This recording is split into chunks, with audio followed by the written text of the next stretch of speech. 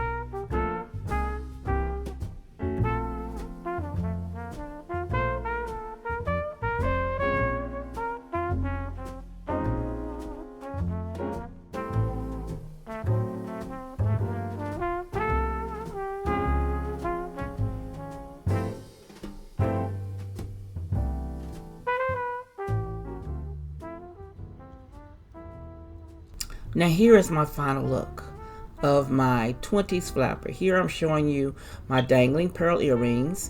I've had those for years.